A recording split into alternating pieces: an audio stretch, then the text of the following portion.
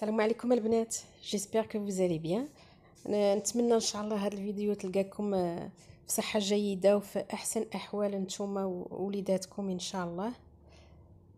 Allez, je reviens vers vous aujourd'hui avec une غريبية aux amandes, ملوزة comme on l'appelle au Maroc, facile à faire, très appétissante pour nos tables de l'Aïd Inch'Allah. Allez, on se retrouve avec les ingrédients. Alors pour cette recette, j'ai utilisé 1 kg d'amandes que j'ai émondées et moulues jusqu'à obtention d'une pâte. J'ai utilisé le zeste d'un citron que j'ai moulu avec quelques amandes. Il va nous falloir des œufs, de la fleur d'oranger et une demi-cuillère à café de levure chimique. Alors pour les œufs, on va les incorporer petit à petit. Les amandes, les filles, le kilo d'amandes que j'ai moulu très finement, je l'ai moulu avec un demi-kilo de sucre semoule. Alors on commence par casser d'abord 2 ou 3 œufs et on malaxe bien notre pâte.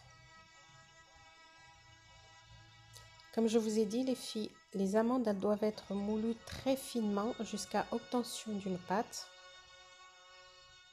et moulues avec le sucre semoule.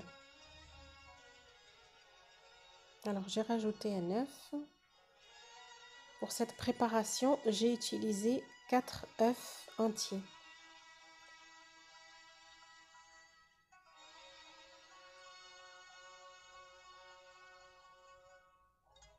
Et on n'hésite pas à pétrir cette pâte pendant 4 ou 5 minutes jusqu'à obtention d'une pâte lisse, très malléable et qui est collante, qui reste collée au même. Et vous inquiétez pas, avec la fleur d'oranger, elle se travaille très très bien.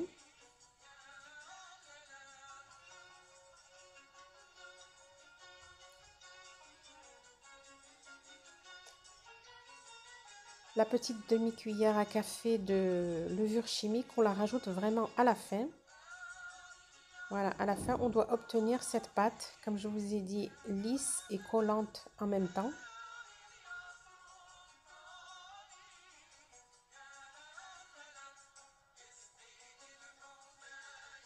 Alors, on va commencer à former nos boulettes. On va tremper nos mains dans la fleur d'oranger. Former des petites boulettes de 15 à 20 grammes à peu près, selon la forme que vous souhaitez obtenir, petite ou grosse ribillette.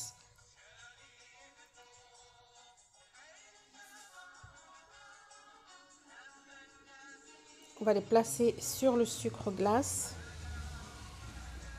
pour venir les enrober à la fin.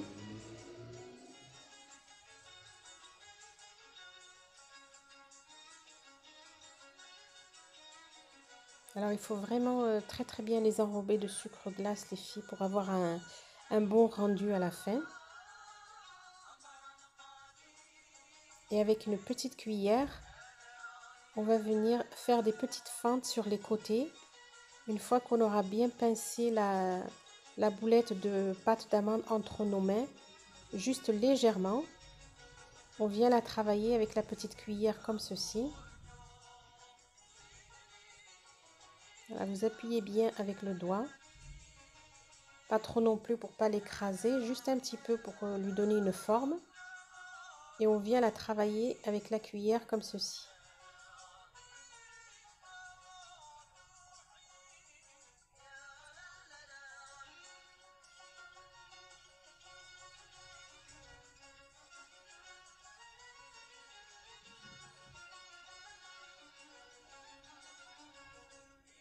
Voilà, le rendu final doit ressembler à ça.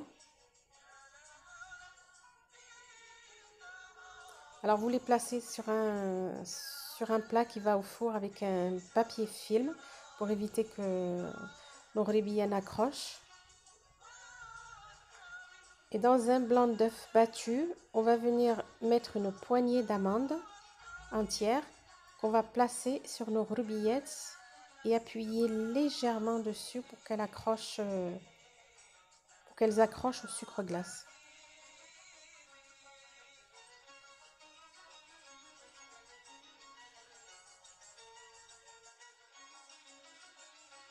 Une suggestion de décoration, les filles, si vous voulez pas mettre d'amandes, c'est pas une obligation. Et on va venir enfourner nos rubillettes dans un four préchauffé à 180 degrés pendant 15 minutes à peu près, 15 à 20 minutes, pas plus, pour éviter qu'elles ne se dessèchent. Voilà les filles, nos rubillettes sont prêtes. Elles sont légèrement dorées. Ne les faites pas cuire plus que ça, sinon elles risquent de durcir.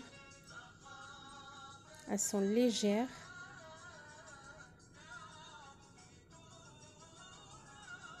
Pour garnir nos tables de l'Aïd, Inch'Allah. Bash nfarrhou nos enfants et nos convives. Voilà les filles, si vous avez aimé cette vidéo, n'hésitez pas à la liker, à partager et à vous abonner. Et à très bientôt pour une prochaine recette, Inch'Allah. Je vous embrasse fort.